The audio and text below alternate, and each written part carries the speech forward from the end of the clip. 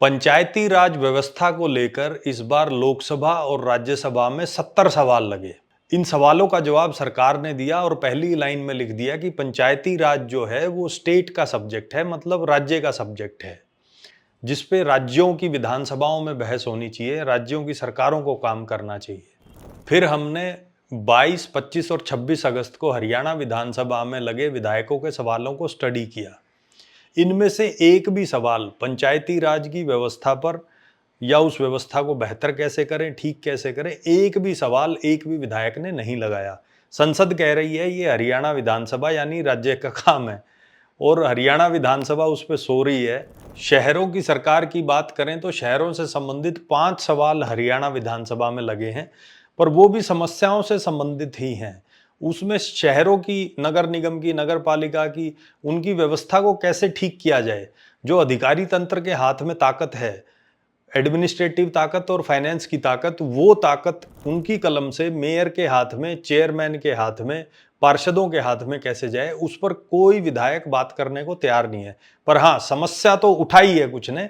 कुछ समस्याएं आपको बताते हैं। जैसे कि पूर्व मंत्री मूलचंद शर्मा, जो फरीदाबाद में बल्लभगढ़ विधानसभा पड़ती है और इनकी विधानसभा फरीदाबाद नगर निगम में भी आती है, इन्होंने सवाल लगाया है, शहरी स्थानीय निकाय मंत्री से पूछ रहे हैं ये, क्या यह तथ्य सही है कि प्रत्येक वर्ष बरसात के मौसम के दौरान बल्लभगढ़ के सेक्टर 22, 23 संजय कॉलोनी तथा बल्लभगढ़ सोना रोड सेक्टर 55, सेक्टर 22 में जल भराव होता है, जिसके कारण सेक्टर तथा कॉलोनी वासियों के घर में 1 फुट तक पानी भर जाता है। इस समस्या के समाधान के लिए नगर निगम द्वारा क्या उपाय किए गए, उनका ब्यौरा दें। अब ये पूर्व मंत्री, आप अंदाजा लगाइए, पूर्व मंत्री ये सवाल पूछ रहे हैं जो 5 साल तक मंत्री रहे हैं।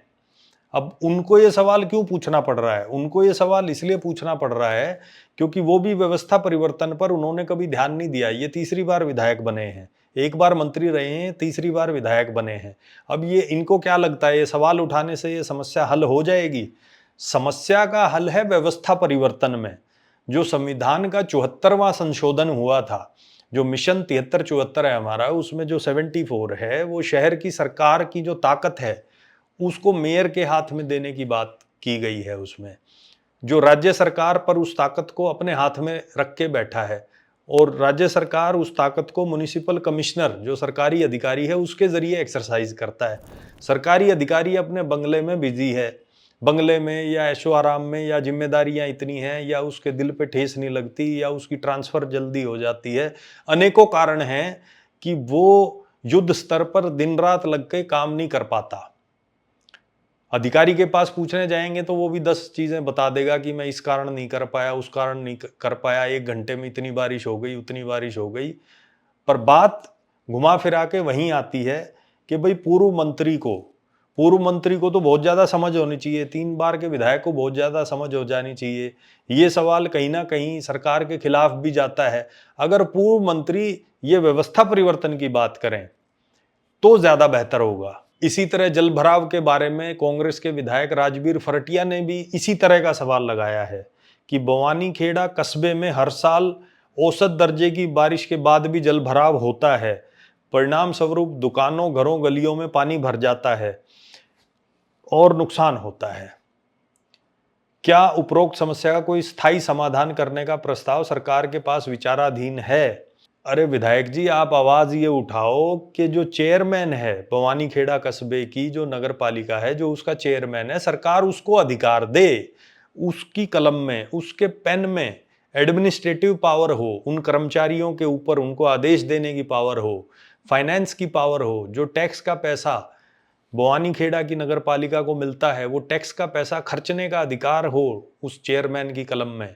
अभी वो अधिकार उसके पास नहीं है। संविधान में जब 73-74 का संशोधन हुआ और ये जो देश की संसद भी चाह रही थी, देश की संसद ने पर ये छोड़ दिया राज्य की विधानसभा पर कि विधानसभा में उन्होंने में शब्द, MAY में शब्द का इस्तेमाल कर दिया कि राज्य सरकार चाहे तो वो अधिकार दे सकती है उनको। तो वो अधिकार दिए उनको, मतलब एक रबड़ स्टैंप के, तो जैसे राष्ट्रपति उपराष्ट्रपति के पद होते हैं, उसी तरह से chairman, mayor, deputy mayor, senior deputy mayor, इस तरह के पद तो दे दिए गए ताकि वो अपनी बड़ी बड़ी लग्जरी कारों पे वो पट्टी लगा के घूमे उसकी। पर उसमें जो रियल पावर है, जो मुख्यमंत्री और प्रधानमंत्री और डीएम के पास होती है, तो वो पावर अधिकारी के पास ना हो करके होनी चाहिए नगर पालिका के चेयरमैन के पास, नगर निगम के मेयर के पास। नीलोखेड़ी के विधायक हैं भगवान दास जी, एनआईटी फरीदाबाद से विधायक हैं सतीश कुमार भागना जी, उन्होंने सफाई कर्मचारियों को लेकर आवाज उठाई कि सफाई कर्मचारियों की संख्या बढ़ाई जाए नगर निगम में, नगर पालिका में। अब ये भी वही बात है कि टैक्स का पैसा तो मिल रहा है ना इसको, जो नगर निगम है, नगर पालिका है, उसको टैक्स का पैसा कहाँ से आता है? सेंट्रल फाइनेंस कमीशन मतलब केंद्र की तिजोरी से आता है, स्टेट फाइनेंस कमीशन मतलब स्टेट की तिजोरी से आता है, और अन्य राज्य और देश की अन्य योजनाओं से भी पैसा आता है। अब वो पैसा खर्चने का अधिकार अगर मेयर के हाथ में होगा तो मेयर डिसीजन ले पाएगा कि मुझे और सफाई कर्मचारियों की जरूरत है या सफाई की और मशीन खरीदने पड़ेंगी। इसी तरह नगर पालिका, नगर परिषद के जो चेयरमैन हैं वो भी फिर अपनी कलम से डिसीजन ले पाएंगे, अपनी कलम से ले पाएंगे, या जो भी फाइनेंस का स्तर है उसके हिसाब से, जो हाउस है उनका, जिसमें पार्षद हैं या कोई कमेटी है, उन कमेटियों में जान आएगी। फिर जो भी मुर्दा पड़े हैं, जो रबड़ स्टैंप के पद हैं सारे, उनमें जान आएगी फिर। इसी तरह सिरसा के विधायक गोकुल सेतिया ने भी जल भराव की और कूड़े की समस्या उठाई है सरकार के सामने। अब कूड़ा और जल भराव दोनों नगर निगम, नगर पालिका के विषय हैं। ये विषय शहर की जो सरकार है वहीं पे डिस्कस हो जाना चाहिए शहर में, पर ये राज्य के स्तर पे तो व्यवस्था परिवर्तन पे और इनके रिव्यूज पे, उन सब बातों पे चर्चा होनी चाहिए। अब व्यवस्था परिवर्तन पे ना चर्चा करके आप बात करिए कि उनकी कलम में ताकत दें।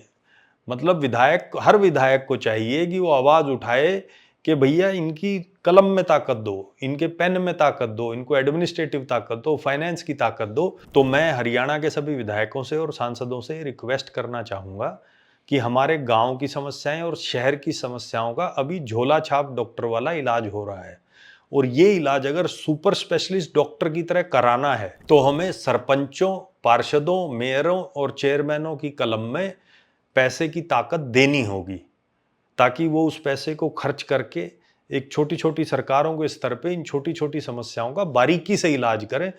तभी सच्चा स्वराज आएगा, और इस सच्चे स्वराज को अनलॉक करने की चाबी है मिशन 7374।